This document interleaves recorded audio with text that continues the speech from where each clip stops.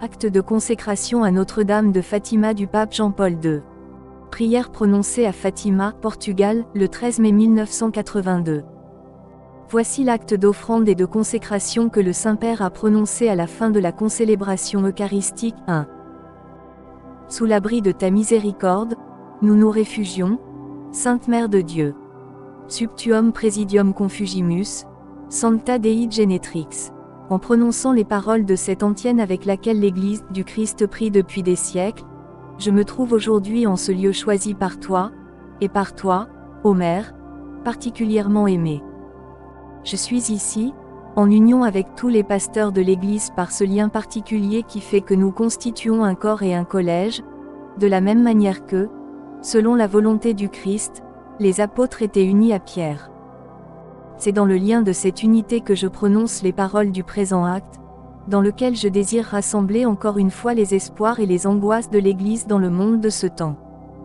Il y a 40 ans, puis à nouveau 10 ans plus tard, ton serviteur le pape Pie XII, ayant devant les yeux les douloureuses expériences de la famille humaine, a confié et consacré à ton cœur immaculé le monde entier, et spécialement les peuples qui étaient, d'une manière particulière, l'objet de ton amour et de ta sollicitude. Ce monde des hommes et des nations, je l'ai moi aussi devant les yeux aujourd'hui, au moment où je désire renouveler l'offrande et la consécration accomplie par mon prédécesseur sur le siège de Pierre, le monde du second millénaire qui va se terminer, le monde contemporain, notre monde actuel. Se souvenant des paroles du Seigneur, allez, de toutes les nations faites des disciples, et moi, je suis avec vous tous les jours jusqu'à la fin du monde. MT 28, 19 à 20, l'Église a renouvelé, au Concile Vatican II, la conscience de sa mission en ce monde. C'est pourquoi, ô Mère des hommes et des peuples, toi qui connais toutes leurs souffrances et leurs espoirs, toi qui ressens d'une façon maternelle toutes les luttes entre le bien et le mal, entre la lumière et les ténèbres, qui secouent le monde contemporain, reçois l'appel que, comme mus par l'Esprit Saint, nous adressons directement à ton cœur, et avec ton amour de mère et de servante, embrasse notre monde humain que nous t'offrons et te consacrons, plein d'inquiétude pour le sort terrestre et éternel des hommes et des peuples. Nous t'offrons et te consacrons d'une manière spéciale les hommes et les nations qui ont particulièrement besoin de cette offrande et de cette consécration. Sous l'abri de ta miséricorde, nous nous réfugions, Sainte Mère de Dieu. Ne rejette pas nos prières alors que nous sommes dans l'épreuve. Ne les rejette pas. Accepte notre humble confiance, et notre offrande. 2. Dieu a tant aimé le monde qu'il a donné son Fils unique, ainsi tout homme qui croit en lui ne périra pas, mais il obtiendra la vie éternelle. J.N. 3, 16. C'est précisément cet amour qui a fait que le Fils de Dieu s'est consacré lui-même pour tous les hommes, pour eux je me consacre moi-même, afin qu'ils soient, eux aussi, consacrés dans la vérité. J.N. 17,19. En vertu de cette consécration, les disciples de tous les temps sont appelés à se dépenser pour le salut du monde, à ajouter quelque chose aux souffrances du Christ en faveur de son corps qui est l'Église confère. 2 Codou, Quin, Colel, 24. Devant toi, Mère du Christ, devant ton cœur immaculé, je veux aujourd'hui, avec toute l'Église, m'unir à notre Rédempteur en sa consécration pour le monde et pour les hommes, car c'est seulement dans son cœur divin qu'elle a le pouvoir d'obtenir le pardon et de procurer la réparation. La puissance de cette consécration dure dans tous les temps, elle embrasse tous les hommes, peuples et nations, elle surpasse tout mal que l'esprit des ténèbres est capable de réveiller dans le cœur de l'homme et dans son histoire, et que, de fait, il a réveillé à notre époque. À cette consécration de notre Rédempteur s'unit l'Église, corps mystique du Christ, par le service du successeur de Pierre.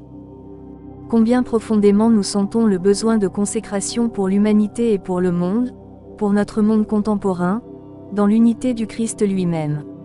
À l'œuvre rédemptrice du Christ, en effet, doit participer le monde par l'intermédiaire de l'Église.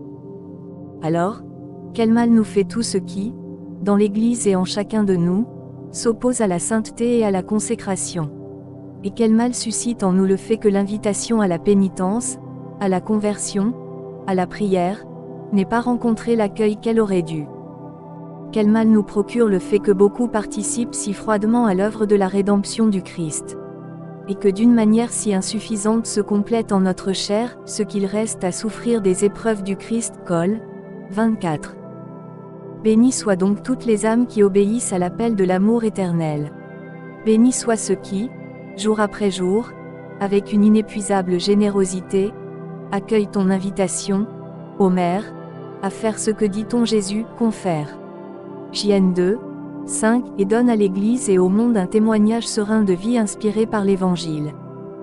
Béni sois-tu par-dessus tout, toi, la servante du Seigneur qui obéit de la manière la plus pleine à ce divin appel.